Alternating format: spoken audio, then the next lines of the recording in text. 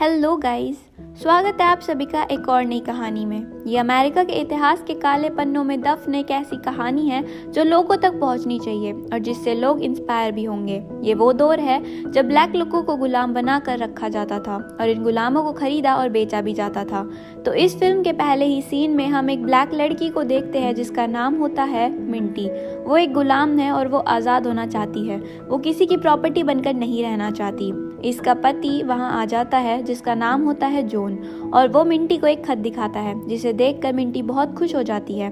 फिर ये खत लेकर मिंटी और उसका पति अपनी पूरी फैमिली के साथ उनके मालिक के पास जाते हैं और ये लेटर दिखाकर कहते हैं कि मिंटी और उसके हस्बैंड जॉन ने अपनी फैमिली शुरू करने का प्लान किया है और ये लेटर एक वकील का है जिसको उन्होंने हायर किया है क्योंकि मिंटी और उसका पति अब गुलाम बनकर नहीं रहना चाहते। मिंटी के फादर और पति गुलाम नहीं हैं, लेकिन मिंटी और उसके साथ उसकी पूरी फैमिली गुलाम है इन लोगों की। इसीलिए मिंटी और उसके पति ने वकील हायर कर लिया था ताकि वो कानूनी तौर पर मिंटी को गुलामी से आज़ाद कर सके। लेकिन उसका मालिक इस बात से इनकार कर देता है और कहता है कि जॉन और मिंटी के फादर मेरे गुलाम नहीं हैं, बाकी बच्चे सब यहाँ पे जितने भी हैं सभी मेरी पर्सनल प्रॉपर्टी हैं और हमेशा रहेंगे, यानी कि तुम्हारे बच्चे और उनके बच्चे सब मेरे गुलाम रहोगे और यही कानून है। इसके खिलाफ कोई वकील भी कुछ नहीं कर सकता। और इतना कहकर वो वकील का लेटर फाड़ देता है। इस बात से मिंटी और उसकी फैमिली बहुत निराश हो जाती है। मिंटी की माँ रोने और झड़ने लगती है। उसके बाद मिंटी का मालिक उसे बेचने का डिसाइड करता है और मिंटी और उसकी फैमिली कुछ भी नहीं कर सकती क्योंकि मिंटी उसके मालिक की प्रॉपर्टी थी। तब मिंटी अपने पति के साथ वहां से भागने का प्लान बनाती है। मिंटी का हस्बैंड गेट के बाहर उसका इंतजार करता हुआ रह जाता है और रात हो जाती है, लेकिन मिंटी वहां पर नहीं आती। दरअसल मिंटी दूसरे रास्ते से भाग चुकी थी। रात होने तक मिंटी के मालिक को भी पता चल चुका था कि वो भाग गई है, लेकिन मिंटी का हस्बैंड जॉन उनके हाथ लग चुका था। मिंटी वहां से भागकर सीधा अपने पापा के पास जाती है। उसके पापा उसे खाना खिलाते हैं और चर्च जाकर फादर से बात करने के लिए कहते हैं।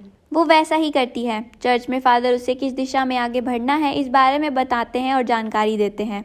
आखिर में मिंटी का सफ़र कहाँ जाकर ख़त्म होगा इस बारे में भी जानकारी देते हैं। मिंटी रात के अंधेरे में अपनी आज़ादी की तलाश में निकल पड़ती है। उसे नहीं पता उसकी मंजिल यहाँ से कितनी दूर है और वो वहाँ तक कैसे पहुँचेगी, वो पहुँच पाएगी भी या नहीं। वहाँ तक जाने के लिए उसे किन मुसीबतों का सामना करना पड़ेगा वो कुछ भी नहीं जानती। बस मन में एक आशा की किरण लेकर वो निकल पड़ी और मिंटी के पिता के पास उसके मालिक के लोग आकर पूछताछ करते हैं, लेकिन मिंटी वहाँ से भाग चुकी थी। अगले दिन मिंटी को ढूंढने के लिए एक टीम निकल पड़ती है और तब तक मिंटी ज़्यादा दूर नहीं जा पाई थी। बहुत जल्द उन्हें मिंटी मिल जाती है। मिंटी ने ठान लिया था कि अब वो गुलाम बनकर नहीं रहेगी, या तो वो फ्री होकर जाएगी या मरकर। उसे भागते भागते वो एक ब्रिज पर जाती है और उसे दोनों तरफ से घेर लिया जाता है। मिंटी बिना सोचे समझे ब्रिज से नीचे नदी में छलांग लगा देती है। पूरी टीम उसे ढूंढने नीचे भी जाती है, लेकिन उन्हें मिंटी कहीं नहीं मिलती। वो मिंटी को मरा हुआ मानकर वहां से चले जाते हैं और मिंटी की तलाश भी खत्म कर देते हैं। पर मिंटी मरी नहीं थी, वो जिंदा थी। किस्मत ने उसे दूसरा मौका दिया था और अब मिंटी फिर से अपना सफ़र शुरू कर देती है। वो बहुत थक चुकी थी, घायल हो चुकी थी, पर वो हार नहीं मान रही थी। वो जाकर एक गाड़ी में घास के नीचे छुप जाती है और वो गाड़ी चलने लग जाती है। काफ़ी दूर जाने के बाद वो गाड़ी एक जगह पर रुक जाती है और मिंटी उतरकर फिर से चलने लगती है। फिर वो उस जगह पर पहुंच जाती है जहां वो गैरेट नाम के आदमी के बारे में पूछने लगती है। तो कुछ लोग उसकी मदद करते हैं और उसे जहां बताया था वो वहां पहुंचकर उस आदमी के बारे में पूछने लगती है, लेकिन मिंटी का शरीर अब जवाब दे चुका था। वो वहां पहुंचते ही बेहोश होकर गिर जाती है। वहां एक गोरा आदमी भी था। वो उसकी मदद करता है और उसे अपने घर ले जाकर कपड़े, खाना खिलाता है, रात भर रेस्ट करने के लिए जगह भी देता है। अगले दिन मिंटी को सही रास्ता बताकर रवाना कर देता है और मिंटी का सफ़र फिर से एक बार शुरू हो जाता है। वो पहुंच जाती है अपनी मंजिल के बहुत ही करीब, फिलाडेल्फिया, पेंसिल्वेनिया में, जहां उसे एंटी स्लेवरी सोसाइटी की तलाश है। ये सोसाइटी ब्लैक स्लेव्स को आज़ादी की जगह दिखाती है और उन्हें आज़ादी और जॉब दोनों प्रोवाइड करती है। अब शहर में मिंटी एंटी स्लेवरी सोसाइटी की तलाश कर रही थी और लोगों से पूछते पूछते वो उस जगह तक जाकर पहुंच जाती है। वहां उसकी मुलाकात होती है विलियम स्टिल नाम के एक आदमी से, जो एंटी स्लेवरी सोसाइटी के चीफ हैं, वो मिंटी की हेल्प करता है। वो मिंटी को यहाँ तक पहुँचने के लिए कॉन्ग्रेट्स करता है और उसे एक नया नाम भी देता है। मिंटी अपना नया नाम हैरिट चुनती है। हैरिट उसकी माँ का नाम था, पर उसे कभी भी किसी ने असली नाम से बुलाया ही नहीं था, इसलिए मिंटी अपनी हैरिट नाम रखती है। उसके बाद विलियम मिंटी को मारिया नाम की एक लड़की के पास लेकर जाता है। मारिया एक बहुत ही बड़े घर की मालकिन है। वो अपने घर में ब्लैक लेडीज़ जिनको मदद चाहिए उन्हें आसरा देती है। मारिया मिंटी को भी उसके घर में वेलकम करती है। यहाँ पर मिंटी को अफसोस भी होता है कि जब वो अपने हस्बैंड के साथ यहाँ से भागने वाली थी, पर वो अकेली यहाँ पर आ गई। वो चाहती थी कि जॉन भी उसके साथ यहाँ पर आए, लेकिन दरअसल मिंटी ने अपने हस्बैंड को छोड़कर भागने का फैसला इसलिए किया था क्योंकि उसे डर था कि वो पकड़े ना जाएं, क्योंकि अगर वो पकड़े जाते तो जॉन, जो कि एक फ्री मैन है, वो भी गुलाम बन जाएगा। इसलिए वो उसे छोड़कर भाग गई थी। लेकिन अब मिंटी ने ठान लिया था कि वो वापस जाएगी और अपने हस्बैंड को लेकर आएगी। उसके बाद मारिया मिंटी को एक पेड जॉब भी प्रोवाइड करती है। मिंटी को पहली बार अपने काम के लिए पैसे मिलने वाले थे। वो एक्साइटेड और खुश भी थी। इसी तरह से 1 साल बीत जाता है और अब मिंटी आज़ाद है। वो अभी काम करती है जिसके उसके पैसे भी मिलते हैं। वो किसी की भी प्रॉपर्टी नहीं है और वो ठान लेती है कि वो अपने पति और फैमिली को भी गुलामी की ज़िंदगी से आज़ाद कराएगी और यहाँ पर लेकर आएगी। इसीलिए वो विलियम से मदद मांगती है, पर विलियम मना कर देता है क्योंकि मिंटी का परिवार बहुत ज़्यादा दूर है और इतने दूर से गुलामों को लाना बहुत रिस्की काम था। लेकिन मिंटी हार नहीं मानती और वो खुद वापस जाकर अपने परिवार को यहाँ लाने की ठान लेती है। इसलिए वो मारिया से मदद मांगती है और मारिया उसकी मदद करती भी है। वो मिंटी को एक फ्री लेडी की तरह कपड़े देती है और कॉन्फिडेंटली बात करने के लिए भी सिखाती है और वो उसे एक गन भी देती है प्रोटेक्शन के लिए। फाइनली मिंटी ट्रेन से अपने गांव तक पहुंच जाती है और 1 साल बाद अपने पति से मिलती है। वो इतने लंबे समय के बाद एक दूसरे से मिलकर बहुत खुश हो जाते हैं। जॉन मिंटी को बताता है कि मैंने सुना था कि तुमने नदी से छलांग लगा दी और तुम मर गई थी। तब मुझे बहुत दुख हुआ था, लेकिन अभी कुछ समय पहले ही मैंने दूसरी शादी कर ली और जिस लड़की से मैंने शादी करी है वो बिल्कुल फ्री वूमेन है मेरी तरह, और वो मेरे बच्चे की माँ भी बनने वाली है। ये सब सुनकर मिंटी को शौक लगता है और वो पूरी तरह से टूट जाती है और रोने भी लगती है। उसके बाद मिंटी अपने घर अपने पापा के पास आती है, जहाँ उसे उसका भाई और कुछ दोस्त मिलते हैं जो कि गुलामी की इस दुनिया से आज़ाद होने के लिए बेकरार थे, लेकिन उनकी कोई मदद नहीं कर रहा था और उन सबको बेसब्री से मिंटी का इंतज़ार था जो इन्हें अपने साथ ले जा सके।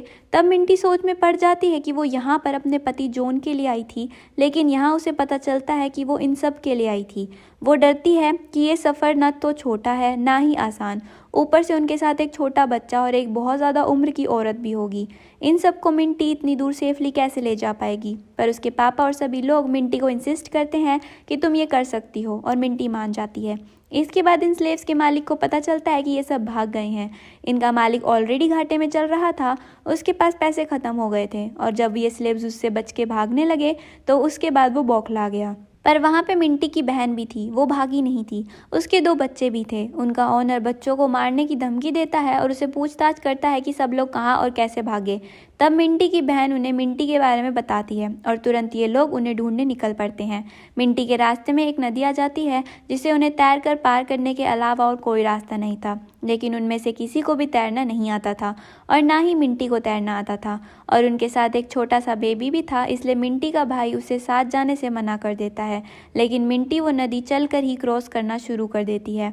फाइनली नदी दूसरी तरफ पहुंच जाती है और फिर उसे पीछे पीछे बाकी सब लोग भी नदी को क्रॉस कर लेते हैं और वो इन सब को सेफली पेंसिल्वेनिया में ले आती है, जहाँ पर एंटी स्लेवरी सोसाइटी है।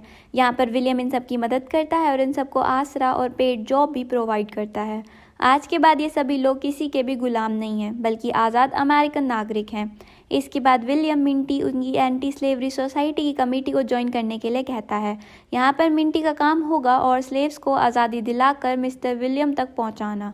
मिंटी अपने काम को बहुत ही सफाई से करना शुरू कर देती है और बस ही कुछ दिनों में वो बहुत सारे स्लेव्स को भगा कर लाने में कामयाब हो जाती है और अब मिंटी और ये भागने वाले स्लेव सभी की नज़रों में आ चुके हैं। मिंटी को और इन सब को ढूंढने के लिए कई लोग इनाम रखते हैं और बहुत सारे लोग बहुत सारे स्लेव कैचर्स की टीम भी हायर करते हैं और जो इनके पीछे लगी है इनको पकड़ना चाहती है।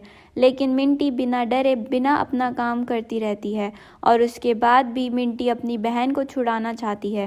पहले जब मिंटी फैमिली को लेकर आई थी तब मिंटी की बहन वहीं रह गई थी, वो भागी नहीं थी क्योंकि उसके 2 बच्चे थे और इसकी वजह से उसे भागना मना कर दिया था। मिंटी की बहन वहाँ थी, इसलिए मिंटी के मम्मी पापा ने भी भागने से मना कर दिया था। लेकिन अब मिंटी ने ठान लिया है कि वो उसको उसके बच्चों के साथ लेकर आएगी और आज़ाद कराएगी। लेकिन मिंटी की बहन भागना नहीं चाहती थी क्योंकि उसके बच्चे को उसके मालिक ने कहीं पर छुपा दिया है और वो जानता है कि जब तक उसके बच्चे हैं वो कहीं नहीं भागेगी। निराशा के साथ वो वहाँ से लौट जाती है और लेकिन वो वादा भी कर जाती है कि बहुत ही जल्द वो उसको और उसके बच्चों को छुड़ा कर ले आएगा। वहाँ से जाने के बाद मिंटी को जंगल में एक लड़का मिलता है। वो उसके साथ उसके लिए काम करना चाहता है जबकि वो एक स्लेव कैचर है। मिंटी उसे एक मौका देती है और वो दोनों स्लेव कैचर्स के बीच में से भागने में कामयाब हो जाते हैं। इतने सारे स्लेव्स के भागने के कारण पूरे स्टेट में हंगामा हो गया था। लोग स्लेव्स के खिलाफ कानून बनाने की मांग कर रहे थे और इसी दौरान मिंटी के पुराने ओनर को भी खबर मिलती है कि इन सब को भगाने में मिंटी का हाथ है और वो ही इन सब की मदद कर रही है। तभी मिंटी को भी पता चलता है फुगेटिव स्लेव एक्ट भी पास हो गया है। इस एक्ट का मतलब है कि अगर कोई भी स्लेव भागता है तो वो गैर कानूनी होगा और इसी कारण सभी स्लेव्स में अफरा तफरी मची हुई है और जो भी स्लेव्स की भागने में मदद करेगा और उन्हें आसरा देगा वो भी गैर कानूनी होगा और सज़ा का हकदार होगा और भागे हुए स्लेव्स को भी वापस लाया जाएगा। और भी बहुत कुछ था इस कानून में स्लेव्स के खिलाफ। इसकी खबर मिलते ही विलियम मिंटी और उसकी फैमिली को नॉर्थ की तरफ कनाडा जाने वाली ट्रेन में बैठा देता है और उन्होंने जितने भी स्लेव्स को सेव किया था सबको कनाडा भेज दिया जाता है। कनाडा में इस एक्ट का कोई मतलब नहीं होगा और फाइनली वो भी ट्रेन में जाने के लिए तैयार हो जाती है। लेकिन वो पहले कहती है कि मैं मारिया को गुड बाय कहना चाहती हूँ, इसलिए वो मारिया के पास जाती है। लेकिन वो देखती है कि पुराने ओनर मारिया को मार पीट कर मिंटी के बारे में पूछ रहे थे, लेकिन मारिया मिंटी के बारे में कुछ भी नहीं बताती और ये सब मिंटी वहीं छुप कर देख रही थी। आखिरकार वो लोग मारिया को मारकर वहाँ से चले जाते हैं। मारिया की मौत से मिंटी को बहुत ज़्यादा बुरा लगता है, बहुत दुख होता है। कुछ समय के लिए वो पूरी तरह से टूट जाती है। वो भी कनाडा चली जाती है और एक नई ज़िंदगी शुरू करती है। लेकिन कुछ ही समय बाद उसे उसकी बहन की मौत की खबर मिलती है। इससे मिंटी को हार का और दर्द का एहसास होता है। उसकी बहन तो अब मर चुकी थी लेकिन उसके 2 बच्चे और मिंटी के मॉम डैड अभी भी जिंदा थे और गुलामी की ज़िंदगी को जी रहे थे जिनको वहाँ से छुड़ा कर लाना ज़रूरी था। वो फिर से न्यूयॉर्क में पहुँच जाती है एंटी स्लेवरी सोसाइटी में, जहाँ सभी लोग स्लेव्स की मदद करना चाहते थे, उनको गुलामी की ज़िंदगी से आज़ाद कराना चाहते थे। लेकिन फुगेटिव एक्ट की वजह से वो हार मान चुके थे और वो कुछ खास नहीं कर पा रहे थे। तब मिंटी ठान लेती है कि कोई उसकी मदद करे या ना करे वो अपना काम करना नहीं छोड़ेगी। वो पहले ही 100 माइल की दूरी से बहुत सारे स्लेव्स को भगा कर लाती थी और अब वो 600 मील की दूरी से ऐसा करेगी। वो कनाडा तक स्लेव्स को लाएगी और वो बहुत ज़्यादा रिस्की होगा, मुश्किल काम होगा, लेकिन दूरी बढ़ने के कारण मिंटी पर कोई असर नहीं पड़ेगा। वो फिर से स्लेव्स को भगाकर कनाडा बॉर्डर तक लाने का काम शुरू कर देती है और कुछ स्लेव्स को बचा भी लेती है। लेकिन उसे एक दिन खबर मिलती है कि उसके डैड अभी भी स्लेव्स को भगाने में मदद कर रहे हैं और इस बात की खबर उस गवर्नमेंट तक पहुंच गई है। वो लोग मिंटी के डैड को अरेस्ट करने वाले हैं, इसलिए उनके अरेस्ट होने से पहले ही मिंटी अपने मॉम डैड के पास पहुंच जाती है और उनको भगाने में भी कामयाब हो जाती है। लेकिन अब मिंटी के बहन के बच्चे वहीं पर हैं जो अभी भी गुलामी कर रहे हैं और वो उनको भी बचाना ज़रूरी समझती है। मिंटी उन्हें भी रात के अंधेरे में भगाने में कामयाब हो जाती है। साथ ही वो कई और स्लेव्स को भी अपने साथ ले जाती है। तुरंत ही बात की खबर लोगों तक पहुंच जाती है। ये बात आग की तरह फैल जाती है। हर तरफ मिंटी को और बाकी स्लेव्स को ढूंढने जाने लगते हैं और सुबह हो जाती है। मिंटी इस बार भी इतने सारे स्लेव्स कैचर के बीच में से भागने में कामयाब हो जाती है, लेकिन मिंटी का पुराना ओनर उसको ढूंढते ढूंढते काफ़ी नज़दीक पहुंच जाता है।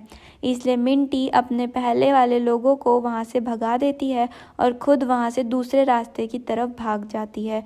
और उसके बाद जब वो उनके सामने से भागती है तो इसीलिए वो उनके ध्यान भटक जाता है और वो भी मिंटी का पीछा करने लगते हैं और बाकी स्लेव्स को छोड़ देते हैं। मिंटी के ओनर को वो जिंदा चाहिए थी और स्लेव कैचर उसे गोली मारने ही वाला था कि तभी मिंटी का ओनर उस स्लेव कैचर को ही गोली मार देता है और वो फिर से मिंटी का पीछा करने लगता है और फाइनली मिंटी उसे पकड़ लेती है, ना कि वो मिंटी को पकड़ लेता है। और अब जब मिंटी ने उसे पकड़ लिया था वो उसकी राइफल को भी छीन लेती है, उसे घुटनों पर ला देती है और वो मिंटी से अपनी जान की भीख मांगता है, गिड़गिड़ाता है और धमकियां भी देता है, लेकिन मिंटी उसकी बातों में नहीं आती। लास्ट में वो उसकी जान को बख्श देती है और उसे भीख में उसकी जान देकर वहाँ से चली जाती है। अब हम देखते हैं कि वहाँ पर वो स्लेव्स आज़ाद हो चुके हैं और वो वहाँ पे स्लेव्स को आज़ाद कर रही है। अब वो इस लड़ाई में जीतती भी है और ये सिलसिला सालों तक चलता है। इसमें उसके साथ देने वाले हज़ारों लोग जुड़ते हैं और मिंटी उर्फ हैरेट की मौत 10 मार्च 1913 में लगभग 91 साल की उम्र में हो गई। इस तरह से इतिहास में एक और महान नाम जुड़ गया जिसकी कहानी अब हमने सुनी। Thank you for watching. Bye bye.